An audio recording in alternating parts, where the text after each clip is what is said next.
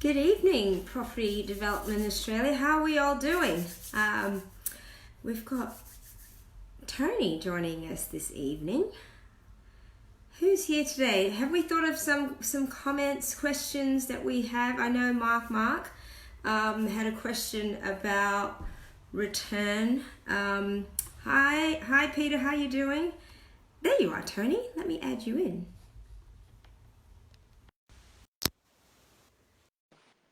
There we go. Adding. How have y'all been? It's back to school in New South Wales. How are you going, Tony? Oh, I should Cheryl, how are you? Yes, Good. put those on. Should put these on. Give me a moment. I was charging them up, so That's all right. bear with me for a second while I. That's okay. You had a good week?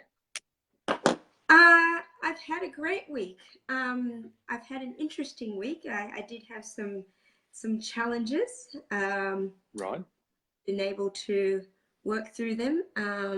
Did a lot of reflecting, self-reflection. We've talked a lot about sort of our goals and also the things that we value in our lives and why we do what we want to do. And I did quite a little bit of that. I was able to make some decisions around that. Perfect. Anything I can help you with tonight? Oh, I mean, one of the things we addressed last week was limiting beliefs. Yes. So one of the limiting beliefs, and sometimes we don't realize they're limiting beliefs, and it could be, like you said, fears, and they could come up as rational fears. It could be, what if I don't, what if I don't earn enough to pay off the mortgage? What if I don't, all the what ifs, right? And come up and become possible reasons that seem logical reasons to not pursue the things that you want in life. And yeah, so it was one of those. It was a journey. I have to say that I've had to go through in the last week. And I can't say. I mean, we all go through this. Whether it's to do with projects or deals or whatever it might be, or business, or even looking for a new job, or quitting your job. Right? That's always a difficult decision to make. And I have to say I spent quite a bit of time meditating. I know this, and that really helped me, because a lot. I mean, I meditation for me is really keeping in tune with my own intuition and what sits right with me. Yeah, sure. And often I'll just wait for this. And so it's all about meditation. I can't hear you. Oh, you can't hear me. Oh, No, I can now. I can now. I couldn't there for a moment. So meditation is all around getting centered. Yeah, and so when we look back, we tend to get depressed, and when we look too far forward, at times we tend to get anxious. And so if you're feeling either of those or experiencing either of those feelings, then when you get centered, when you meditate, you get yourself nice and centered. And so I practice what's called mindfulness meditation, which is all around concentrating on the here and now, effectively stopping and smelling the roses, as they used to say. Correct. And being in the present. Yeah, correct. That's it. So I was able to work through that, and definitely that whole mindfulness and being in the now was able to sort of help me work through, and take it to the next stage, and almost like a leap of faith. So here we are now, and I said I always say everything in life is a learning or a blessing, and sometimes in the moment it may seem quite hard, and I'm not talking whether it's my situation. It may seem quite difficult at times, or it's it's a problem. But I often like to think that things are a blessing in disguise, and is a blessing in disguise if you choose to, and you have the ability to choose how you want to deal with it. And that's that. Hi Jim, how you doing? And that's sort of how I work around. It's all based on perspective, right? So two people could look at the same thing and see it very differently. And so some people could look at what you're describing and see that as a huge problem and an obstacle that I can't work my way through. It's too big and it's going to beat me. And others see it as a small little speed hump we've got to go over the speed hump, but it's a speed hump because on the other side of the speed hump it takes me closer to my goal. So it happens all the time where people can see the exact same thing, but based on their perspective, see it very differently. So for you, it sounds like you had a few little speed humps. That's cool. You got over them, and you want to recognize the fact that you got over them. And so now you've built some additional resilience along the way. So you're a little bit stronger for doing that. And now you're ready to tackle the next speed hump because it's inevitable. So it's around the corner. I don't know what it's going to be, but it'll be there. And it's all about you now preparing yourself for the next one because, you've got to get through that to get closer to achieving your goal. Exactly. And because you've been through the speed hump, you put on bigger wheels, better suspension, and then you can tackle the next speed hump a lot better. But then the next speed hump might be a different variant, right? So it's Could be. Being able to be versatile and move along with what life really throws at you. It's the universe's test as well, Cheryl. So the universe is constantly testing all of us and seeing how serious we are and if we're fair dinkum about our goals, and it puts out little things in front of us. And if we're serious about our goals, then we'll crash right through them. And if we're not that serious about our goals, then it'll beat us and we'll move on to the next thing. So, I'm a big believer in that. And it's about being consistent and persistent and determined and, all the things that, we keep saying here week in, week out. And I keep saying, multiple times throughout the course of the day to all of my clients, it's you've just got to be consistent, persistent, and it'll happen. It will happen. I bet you've got to stick with it long enough. And I had a session this afternoon with a client, and it was all around persistency and consistency, and that when this individual sticks with something long enough, then she's going to succeed. And in fact, I also reflect on my JV partner who's 30 years older than me. He often talks about the fact that you stick at property development long enough because what happens is your competition will drop away beside you, so other developers will drop away because it gets too hard. And so the mere fact that you've hung in there is means that in the end you're going to be successful. So I don't entirely subscribe to his line of thinking, but what I do, but his point is that stick with something long enough, and whether it be property development or business or relationships or health and wellness and we could go on and on and on. It's no different. Yeah. Righto. Now, is that what we're going to talk about tonight? Did we get any questions during the week? Got questions, and I'm not sure what's happening with these, but I think I've used them up too much today, so let me charge them up a little bit. I can hear you okay. Scott has said, I've been attempting to meditate in the mornings, but I'm a little unsure if it's supposed to be focusing on nothing to clear the mind or focusing on specific aspects of my life. Tony, do you want to share your experiences? Yeah, absolutely. Yep, sure. So I'm very, when you get to know me, I'm very simple in my approach. I'm a simple country kid, and my approach is about I concentrate on my breathing, and that's it. And so I get comfortable, sitting down, put my hands on my lap, just rest them on my lap, and I concentrate on breathing, and in through the nose, out through the mouth, in through the nose, out through the mouth. And that's my version of it.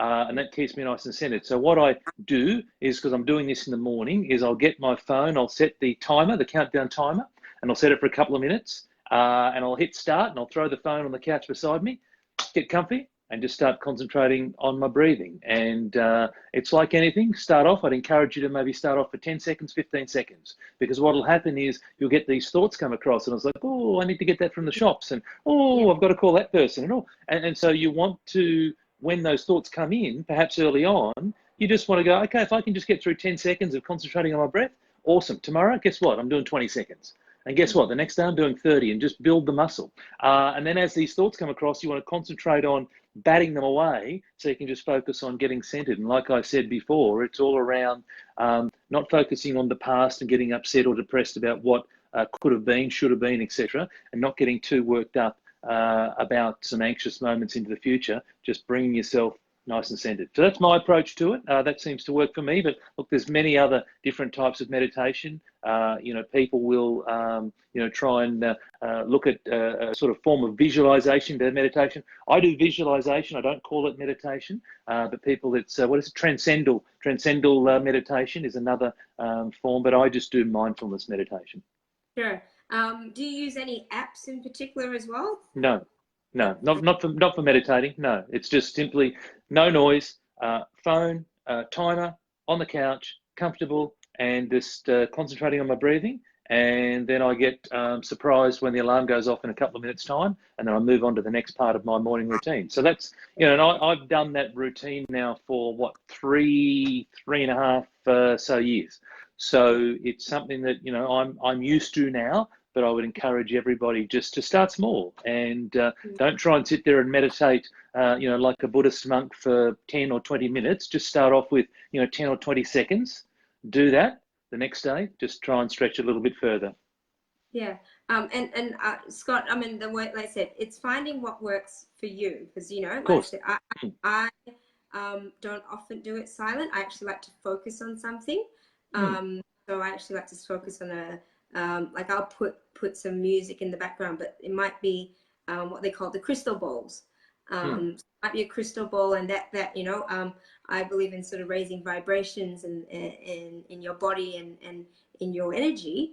So Scott, it's really, I said, there's no right or wrong of meditation, and don't judge yourself either when those thoughts come in, and they always come in. If I'm sitting there and I'm like, oh, what do I have to do? And you sort of go, oh no, thank you, thanks for coming by, I'll talk to you later.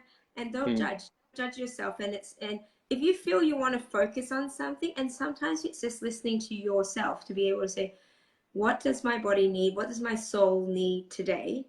And if it is visualization, then focus on that. And I think it's important. The one that I've been practicing on myself, and for a while, is that idea of focus. So whether it's focusing on breathing or focusing on image in your mind, and for me, what's really calming is water.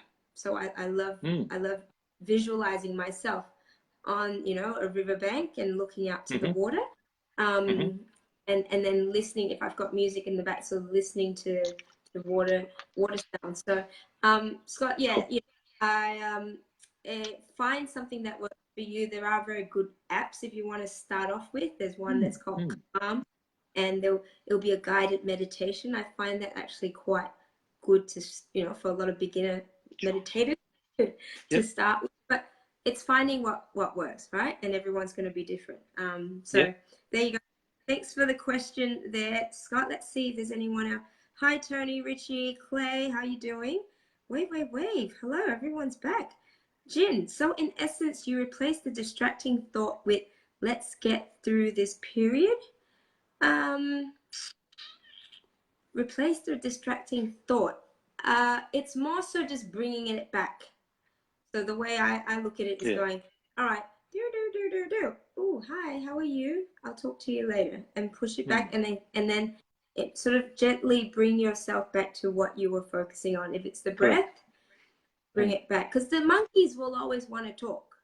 I've got little monkeys in my head, and they'll always sort of find their way in. So it's just as Jin, it's saying, thank you for coming, but I'll look after you later. At the moment, I'm looking after.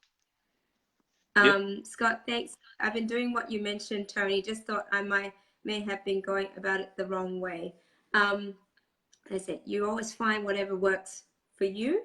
I have found meditation. I used to rush it. I don't know about you.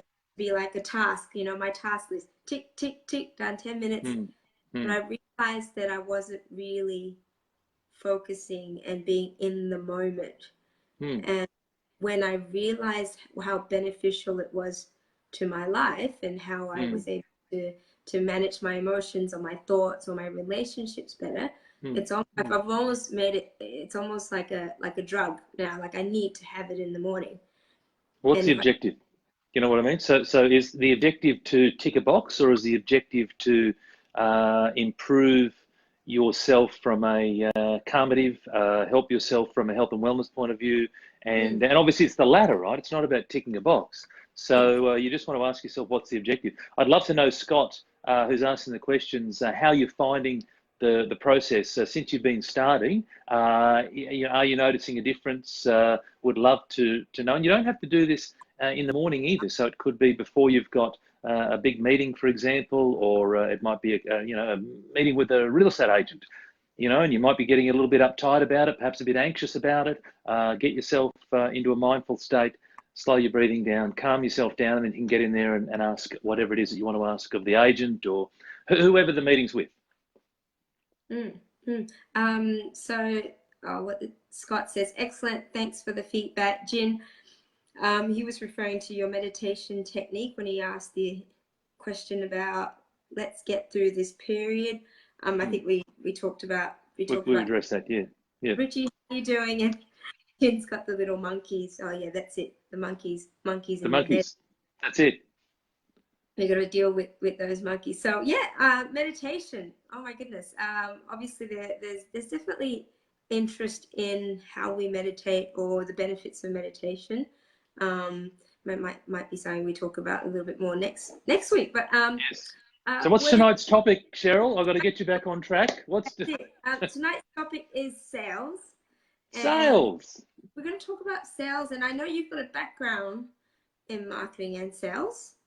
Correct. Yeah, spent 25 years in it, so made a career of it. And for me, sales comes down to mindset. And I'm sure people watching go, oh, well, I'm not surprised, given Tony always focuses on mindset. But a lot of people have negative connotations towards sales. They're worried they're going to sell to someone, etc. And you need to change your mindset in regards to your helping people, adding value, solving problems, etc. And you may have heard of this before, but a lot of people really struggle when you tell them, say to them that they've got to sell, or they think about the fact that they've got to sell. If you just start to change that mindset, and we've talked about it from a public speaking point of view, right? It's no different, where we talk about rather than focusing internally, focus externally.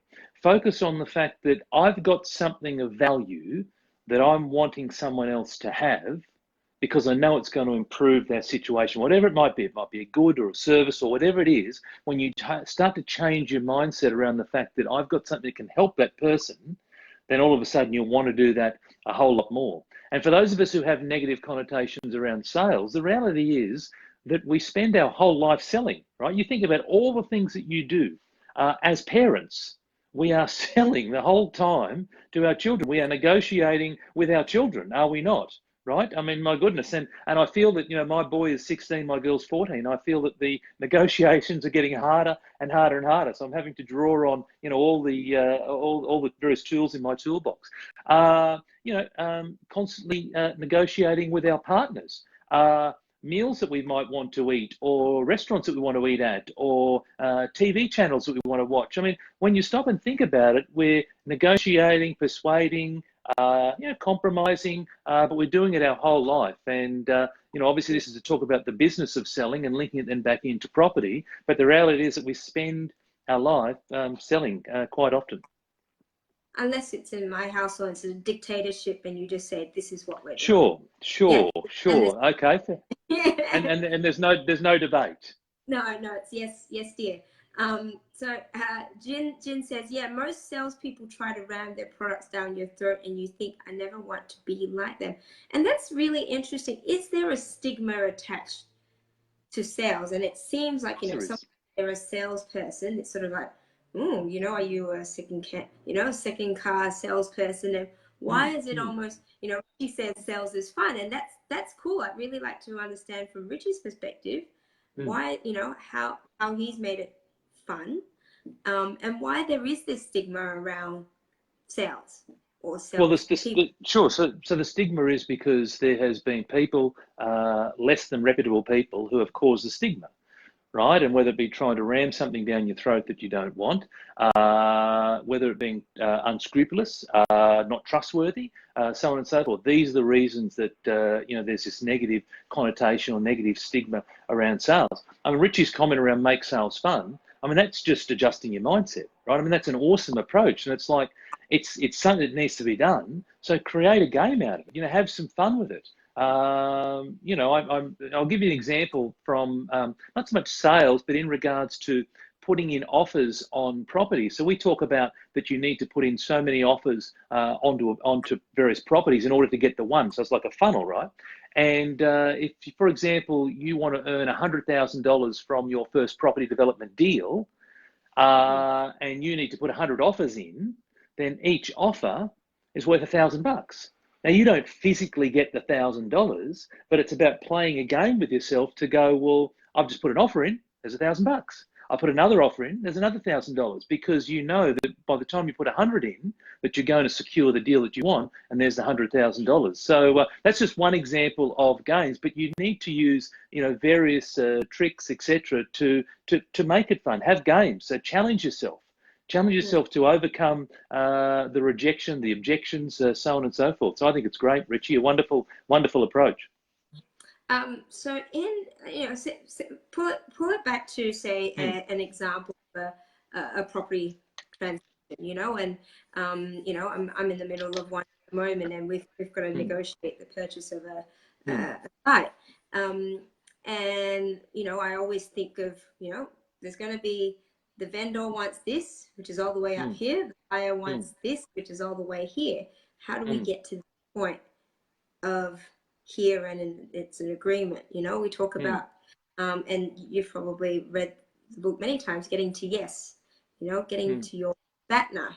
And is that one of the tools that you sort of use as well? Sure. Yep. So plan your negotiation is the first thing I'd say. So work out what's your aim high point, what's your good point, and what's your absolute bottom limit point.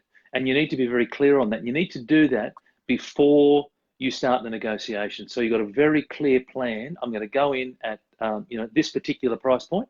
So when I say aim high, if you think about it as buying, well, that's actually buy it for as low as you can. Does that make sense? So if you're going to sell, then aim high being sell it for as high as you can. Aim high in the sense of buying means buy it for as cheap as you can. So you want to set your various parameters and start. But you've also got that point where that is your absolute walk away point.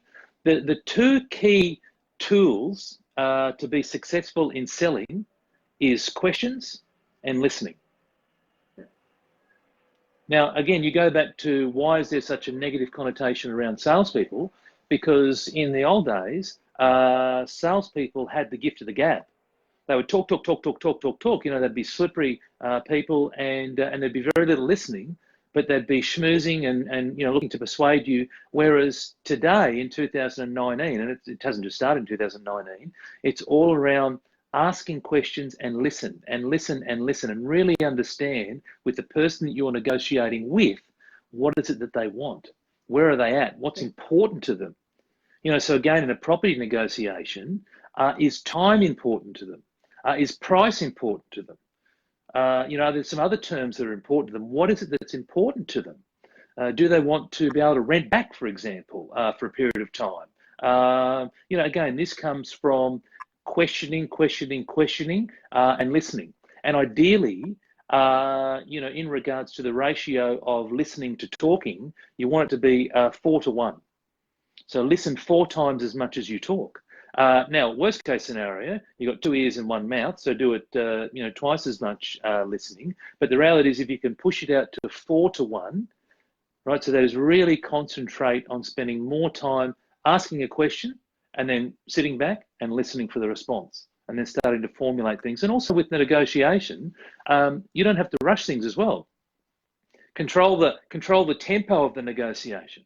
Right, depends upon in which position you're in, but you can just control the tempo, slow things down if you think things are going a little bit too quick, or speed them up if you think they're going a little bit too slow. But really look to take the driving position in that negotiation. But again, that's through questioning, through listening, through understanding what's important, and also knowing in your mind that you've gone and spent the time actually plotting out what are my various points that I need to start with, what's an acceptable point, and what's my absolute walk away point.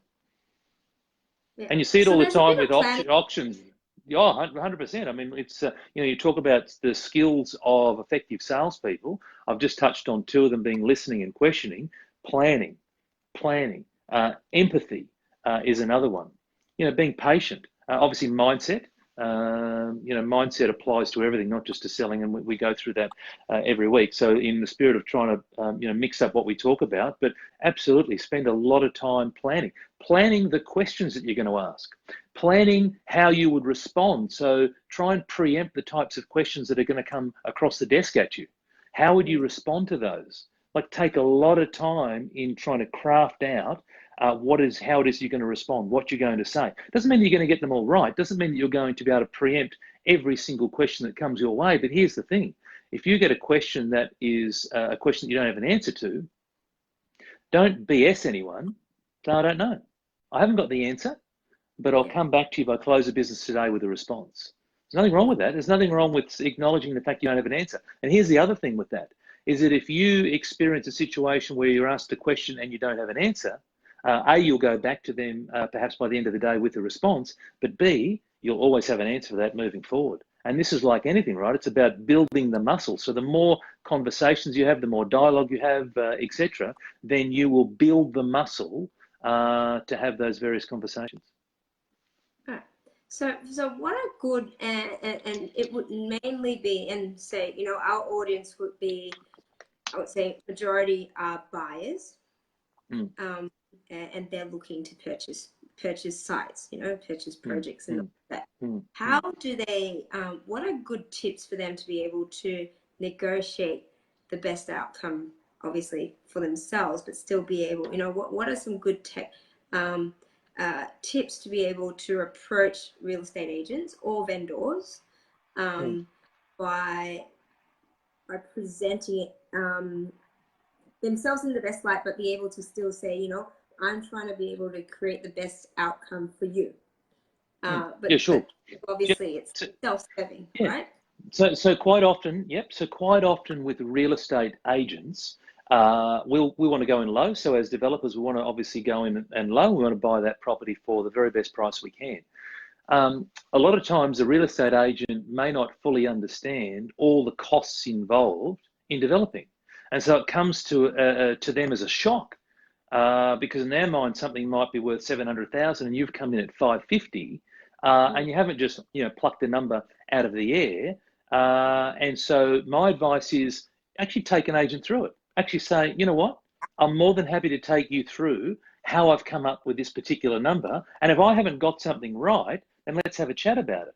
Does that make sense? And so you might say, well, look, I'm basing it off, land sales price of, you know, let's say $400,000 a block if we're doing a 1 into 2, right? So I'm basing it off that. I'm basing it off these operational costs. I'm basing it off my infrastructure charges, so on and so forth.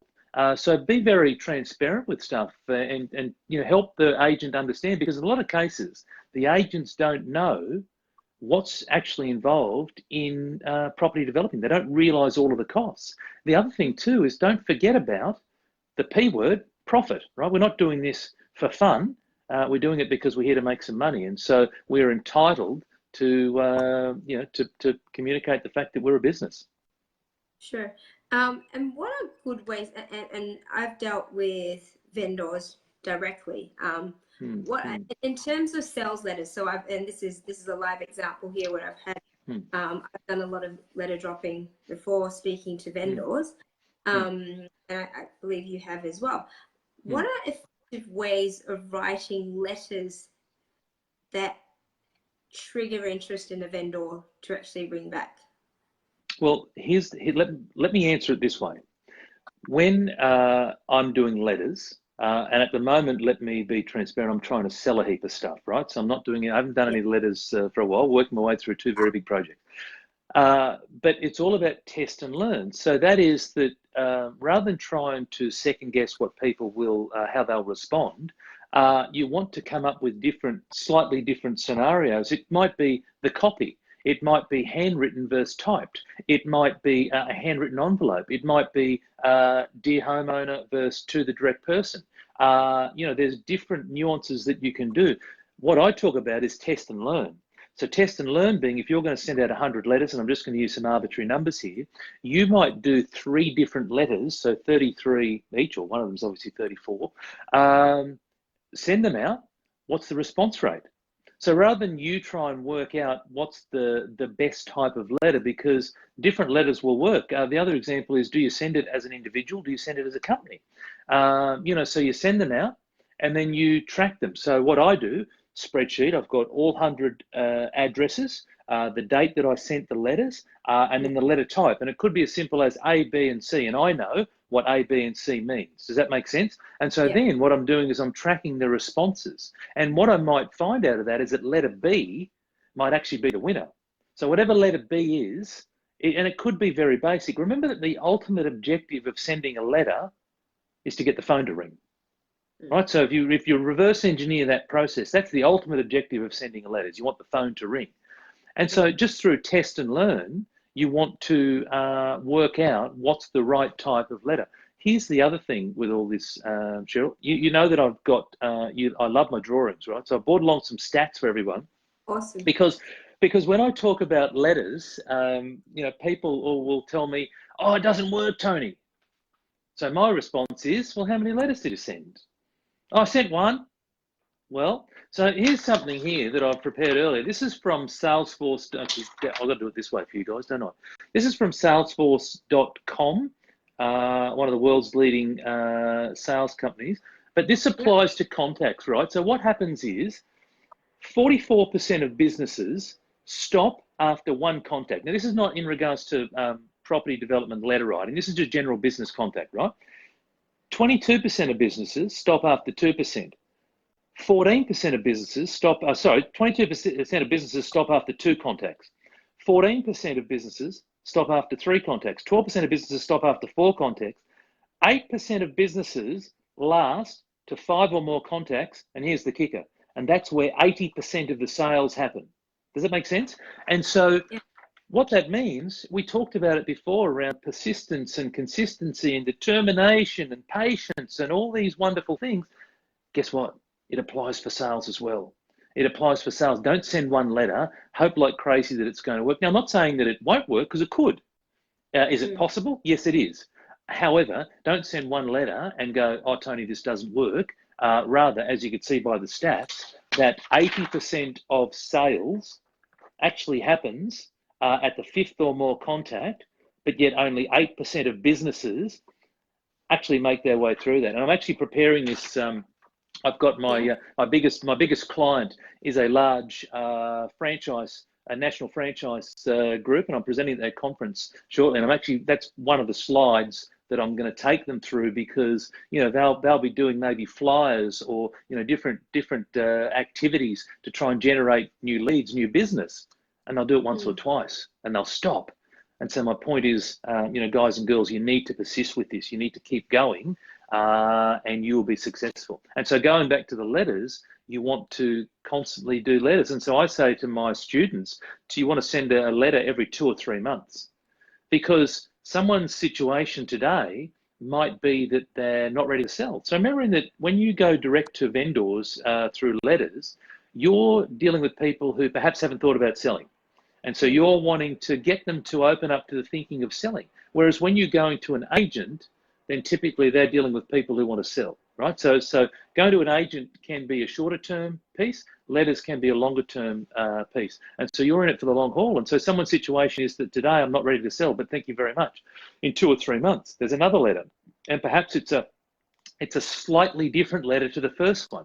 Perhaps it tells a little bit of a sequence. But there it is again in 2 or 3 months, another letter. Maybe you get nothing back from that. Maybe for them, the situation hasn't changed. But here's the thing, you send another one in 2 or 3 months' time after that, which is effectively 6 months from now, and guess what? Maybe things have changed. And maybe because you're the person who's sent 3 letters by that stage, you're the person who's at the top of the pile, right? Yeah. And so, but here's the other way to look at it. What's the alternative? If you don't send the letter, you're not near the top of the pile. Right? And the same applies for social media. So I do multiple posts on social media every single day. The alternative is, if I don't do any posts, well, no one knows about me. So I'm constantly doing things, and whether people choose to like it or not, that's entirely up to them. But the point for me is that we are constantly doing something every single day, multiple times a day. So the same with your letterbox letterbox drops is every 2 or 3 months, another, and another, and another. And if you go back to this here, it's the 5th contact, right? It's the fifth contact. So you want to set yourself up for the long haul, and that's about managing your expectations. Don't think for a moment that you're going to send one letter and be inundated with responses, because you won't. And the reality too with letterbox drops is that you're looking at about a 5% return. And of those, so if you send 100 letters, you're going to get 5 contacts back. If you send them directly, then the first 2 will probably be abuse. So it'll be abuse for how'd you get my details and blah, blah, blah, blah, all the, all the good stuff. If you haven't sent any letters and you haven't been abused, then I encourage you to send a letter to get the abuse. It's very good for character building.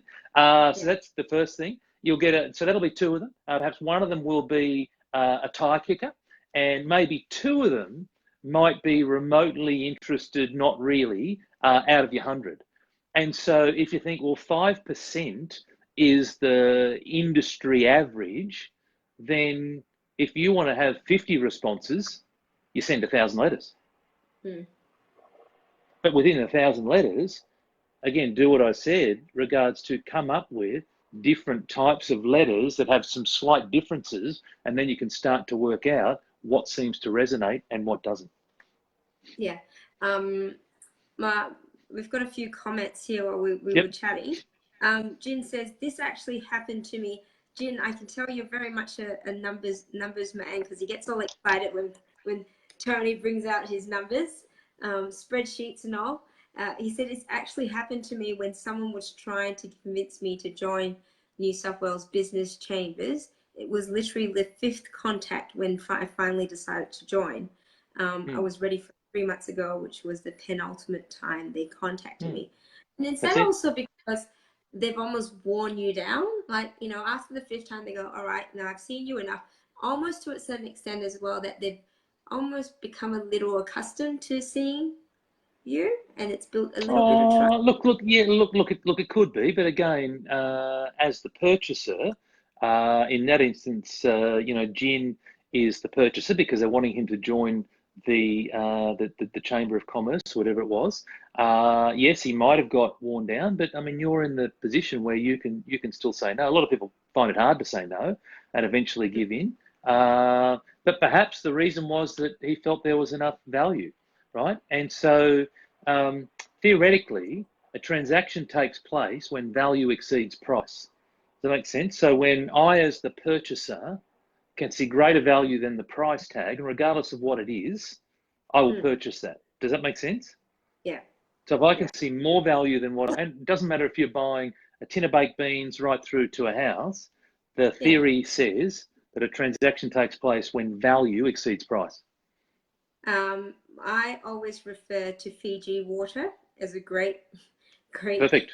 Sales and marketing pitch there. Like, so what is the value that Fiji water brings, which is just water, right? Hydration, isn't it? Hydration. But is that the value? No, it was marketed to, influence really, famous people and all that. So people felt that if I drank Fiji water, I'm going to be cooler than I really am, because Fiji water does. And so it's just it's that innate value, sort of that innate feeling of value that it brings. So yeah, that's a really interesting point. Correct. We'll move on to see. We've got a few questions around sales tonight. Okay, Mark, great. How you doing? Sending out letters is very time consuming. What do you think about the use of MailChimp and such other applications, which I'm assuming are online applications? Also, if you have 3 letters, do you think that the receiver is going to remember? If I sent 3 letters, well, they may remember, they may not. But I suppose it's again a point of you've got to be in it to win it. But also it might be that 3rd letter, it's not so much about them remembering, although it could be, but that 3rd letter might be that their circumstances have changed and you're Johnny or Jill on the spot. Does that make sense? As opposed to sending it once and then hoping that in 6 or 9 months' time, when things change for that particular vendor, that yes, I remember that letter that I got 9 months ago. That's not going to happen, right? I mean, it may happen. Is it possible? Yes, it is.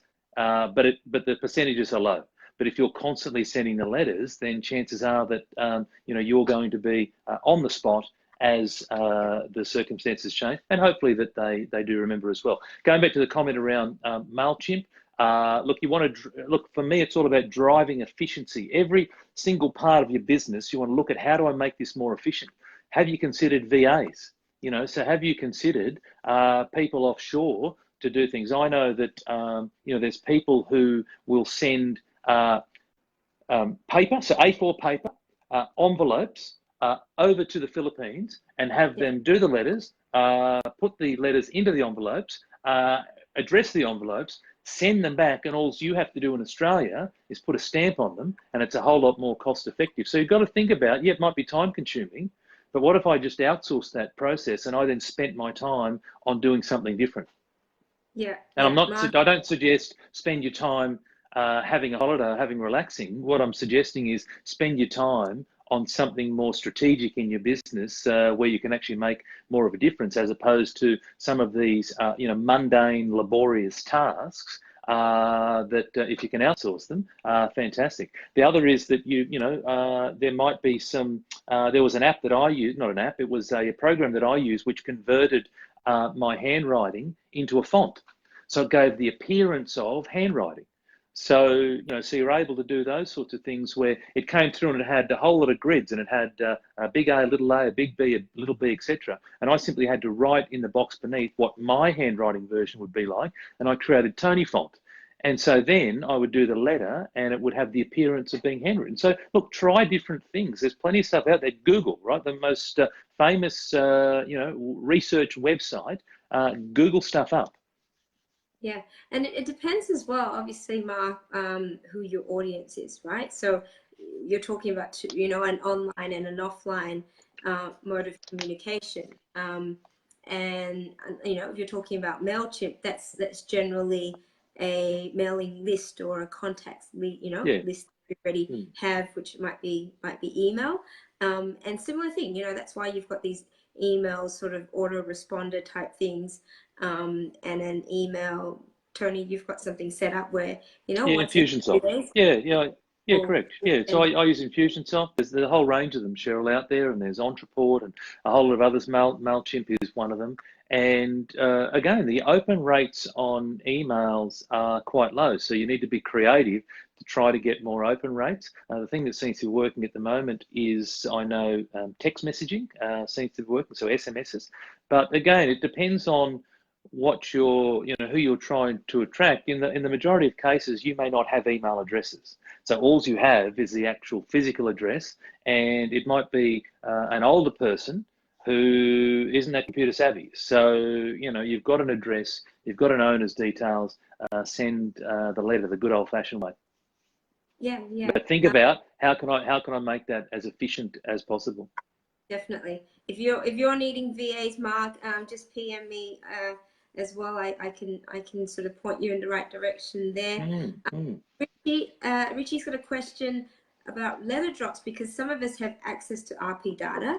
Would you address the letter to the owner if it can be found, or would you address it to the homeowner? And would you do colorful envelopes or just plain ones? I've had. What's your strategy then, Tony? Well, technically, you're not supposed to market it directly. I mean, that's the reality. So if you look into the fine print, whether it be RP data or whether it be on Price Finder, technically you're not supposed to market it directly. The challenge is that when you address it to the homeowner, you say dear homeowner, then it just sort of blends in, right? And so the chances of them opening that are a lot lower. But yeah, disclaimer, it does say that you shouldn't send it direct to the homeowner. Yes, yes. I'm sure a lot of us, but I do agree. It is more effective, obviously, because people feel that there's a bit more connection there. I've always sent my envelopes colored. And they've been very, very effective. I've sent, one of my most effective ones was a black envelope, and actually got about 10 homeowners together. And I said to them, what actually got you to open the letter? They said they all thought it was an invitation. I said, fantastic. Beautiful. It was. Yeah, it was. It's an exciting invitation. Yeah. Again, So reverse engineer. So reverse engineer being, what do you want to happen? You want the phone to ring. What do you need to happen for the phone to ring? They need to open the envelope. If your envelope blends in with every other envelope, then the percentages of them opening it is reduced. So you want to think creatively around that.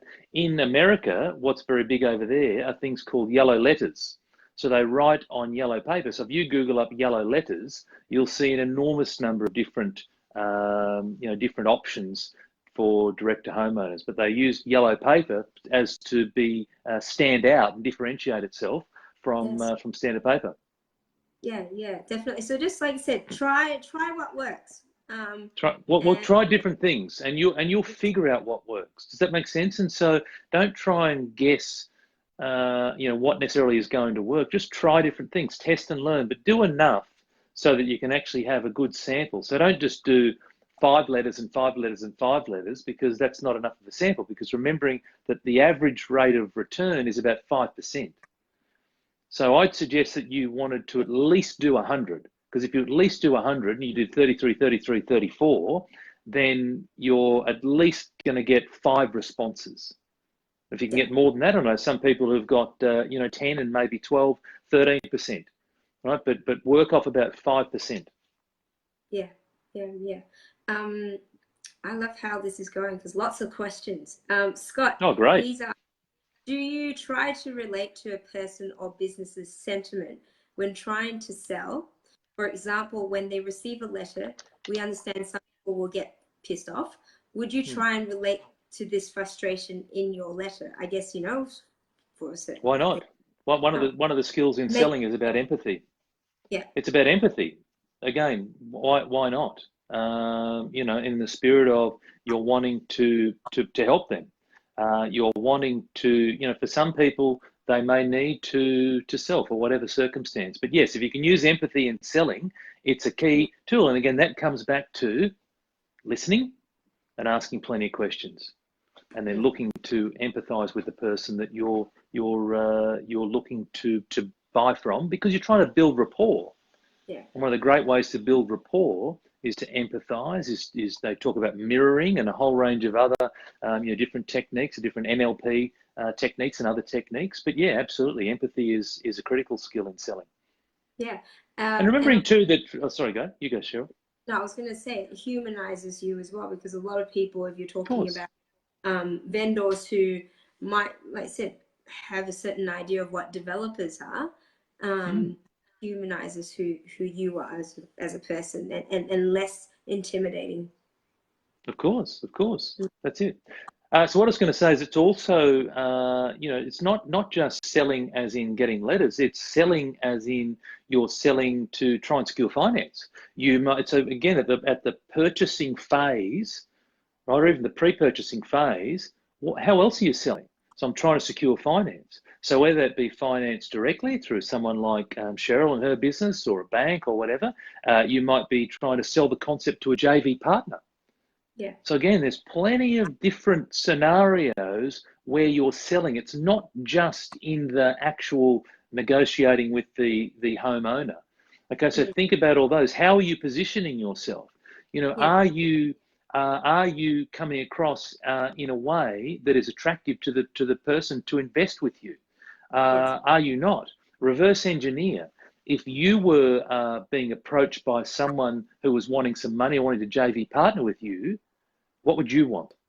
So always try and reverse engineer. And again, that's a little bit of that empathy, trying to understand the person who you're dealing with. What is it they want? Don't rock up with a little scratched out bit of paper that talks about your development plan. Actually take the time to go through an information memorandum and put in various scenarios, etc., feasibilities, all the bits and pieces that you need. Take the time to do that so you come across professional. Also, in that regard, what I encourage a lot of my students to do is look at getting either websites or Facebook pages.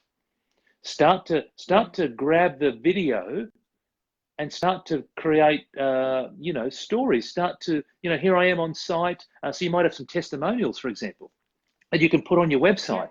here I am on site. You can see behind me, here's the Tonka trucks, they're digging up pipes and whatever it is. So people start to get the idea of, you know what, I feel that I know this person. I feel that this person's trustworthy. I feel that I want to, you know, hand over $100,000 to this person, or I might want to, you know, if you're in reverse, you know, I want to, you know, I want to JV with this particular person because you've built up enough of testimonials. You know, it's your reputation. Right, so personal brand is just the 2019 version of reputation. Right, we just call it a bit of a funkier name nowadays, but it's all about that. And so if I think about, for me, what I do, the fact that I do these lives with you, I do lives with other people, I'm constantly doing videos and lives on my own. It's all about, this is who I am, and you either like me or you don't, but this is who I am. And so you need to do those sorts of things as well. Think about that, because that is a form of marketing, you know, marketing / selling of your business. Yeah, and that whole idea of a personal brand in today's market and for marketing is what it's about, right? It's not only about a company brand. Is, well, at the end of the day, people are buying into you as a person. 100%, 100%. Whether it's, you know, I said anyone that's on excuse me, on social media, it's selling themselves. What I'm noticing, yeah, absolutely, and what I'm noticing, correct. What I'm noticing more on social media is that the rawer and the grittier posts are. So I do a lot of manufactured posts. So I've got a team of 2 people who help me with that. But what we find is that the rawer the post, then the more responsiveness, because it's real, it's authentic, as opposed to something that's had some graphics over there and blah, blah, you know, other bits and pieces. And we'll still keep doing some of those. That's why lives, you know, gets a whole lot, you know, broader reach than just posted videos, because they're live. They're live. There's no manufacturing. There's no second takes here. This is it, right? And you know, so that's all around. Yeah. That's it. And, you know, it's all around being authentic. But again, it's in the spirit of, if you're looking, and again, let's go back to the audience being property developers. And if you are someone who perhaps is looking for some finance, then you may want to consider, how do you position your personal brand? And do you think about social media as a platform to do that? So I've got another one of my clients who does, you know, rent for rent. And what she's done is she's got a couple of Facebook pages and also websites, so that when she's dealing with agents, they can see the previous examples of what she's done. And so it's like, you know, you meet someone for the first time, and in the spirit of trying to build some rapport, it's like, well, you want to learn about me? That's cool. Here's 3 different places you can go and find me online. Here's a, you know, here's a Facebook page. Here's a website. Here's maybe a YouTube, whatever. People then start to feel like they get to know you. And ultimately, it's about know, like, and trust. So I know you, I like you, and I trust you. And they're the 3 key words, particularly from a finance point of view. And Cheryl, I mean, this is your domain, right? The whole finance side of things. And, you know, I'm sure you could add, you know, plenty to the viewers on that topic. Yeah. And if you talk about finance, obviously, being able to, when we're assessing an applicant, a lot of it is, you know, risk. It's risk management. So we're assessing the whether, you know, not just the project, but the actual developer themselves, and the risk. And that comes to there's a certain level of, you know, is this person sort of someone who we feel has the experience, has the knowledge. And if they don't have a website, not that that's a downer, but having a website, you know, that internet presence, online presence, just gives a little bit more credibility to go, all right, they're a company, they're a business that wants to be that's serious about developing. So there are, you know, I totally agree with what you're saying there, you know, provide a lot more content and that's value to people, and that's what really people are looking for in this day and age, is that education, educating the motivational, educational, Gary Vee is a fine example of that. He talks about anything and everything. You must have a video on him at least 12 hours a day. Yeah, correct. Yeah, absolutely. And again, but it's about reverse engineer. So what is it that you're trying to do? So if you're trying to get someone to JV with you, how would you do that? So again, reverse engineer, if you were wanting to JV with someone, what would you need to see? And so then you just provide them that. If you want to get finance, well, then you reverse engineer that process. If you want to get, you're selling yourself to agents as well. So, you want the agents to bring you the off-market deals. You don't call up an agent once and then expect, well, I called them once, I can't believe they're not bringing me those off-market deals, right? Again, go back to, you want to constantly build relationships with these people, and that's a form of selling. It's a form of, letting them know, here, marketing, here I am, I'm ready. Every couple of weeks with an agent, you're calling them. I encourage my students to go, always touch base with the agents. We have spreadsheets going, we track all of the contacts that we make. You want to create systems around this stuff, and then you're selling once you're into the project as well, right? So you might be selling a concept to council. You mightn't be doing it directly, but you might be with your town planner looking to negotiate, right, a particular development application. That happens all the time, right? So you're selling during that phase, and then obviously you're selling at the end, because you're physically selling stuff, right? So you've created something and now you're looking to offload it. But if you think about the whole process within developing, then you're selling at different stages and marketing at different stages for different outcomes, but it's just constant right throughout the whole process. And again, that ties us back to the title of these, Tuesday catch-ups or Facebook Lives, which is around the business of property and getting people to think about things very differently. Think about it bigger than a hobby. Think about it as a business.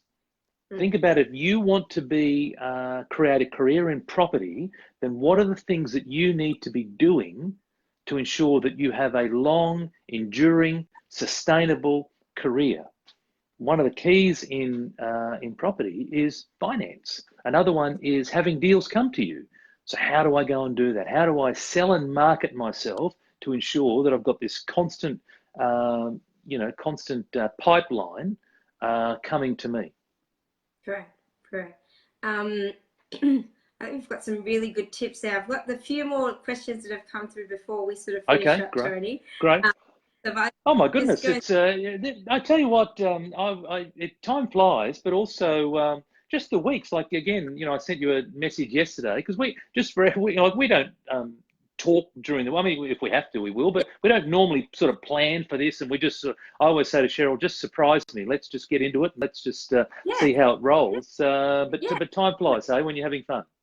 It does, and I love that the community is definitely a lot more comfortable with being interactive as well. And I definitely which is great.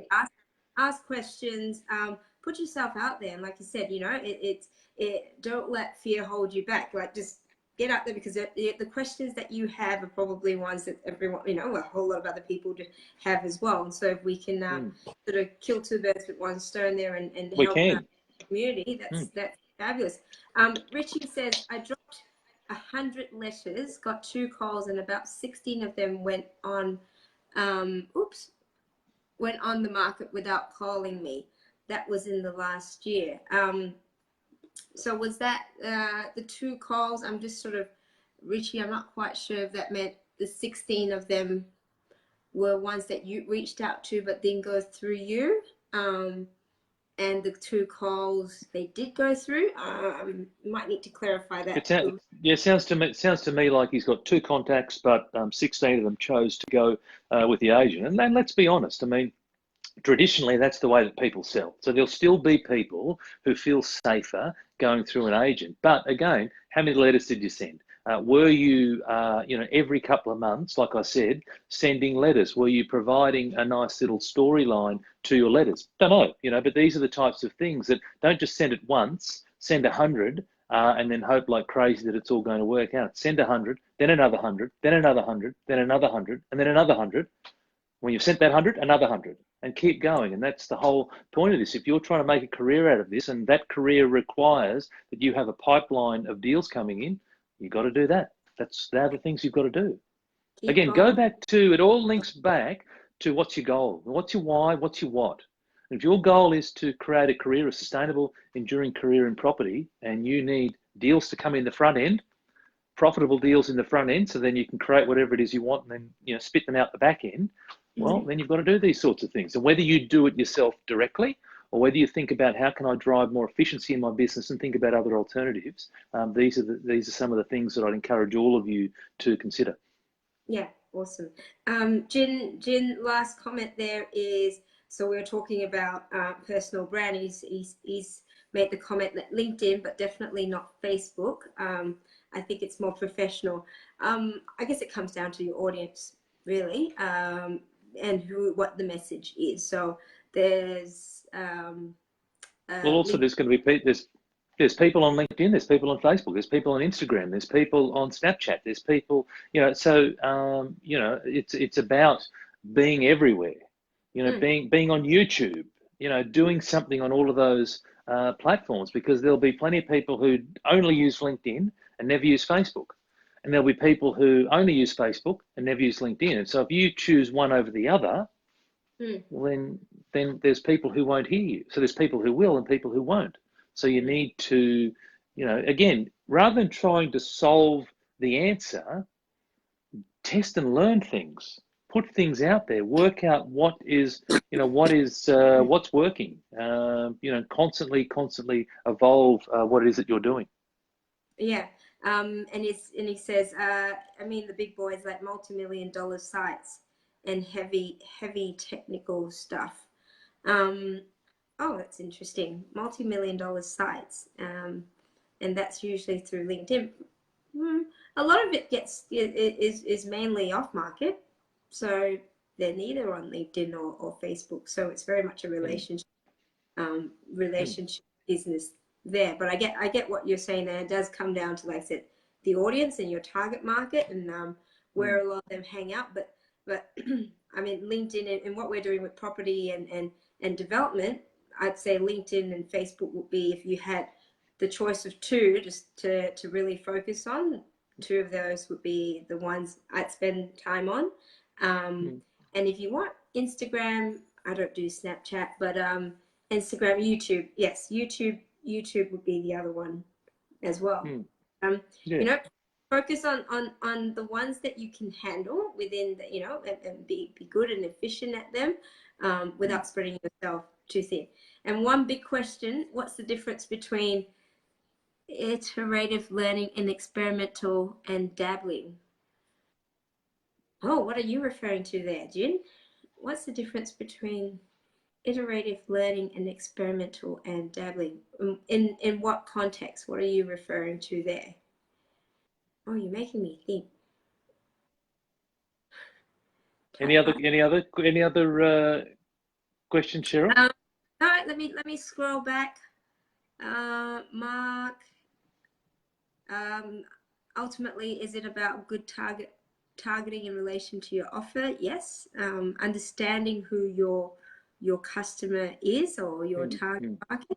Well, we've got lots of questions. I hope we've addressed all of them, or at least most, and I apologize if I've missed any because they've been scrolling down. Let's see if Jin's dabbling means giving up easily versus refining technique. What's the difference between refining technique and experimentation? Well, to me, they're very similar, right? So constantly experimenting, refining, so trying different things, and then refining, evolving. You know, being open to constantly try stuff and try enough to then get a decent sample to then work out, is it working or not. So I would see them being very closely related. In regards to the comment around not giving up, well, that's.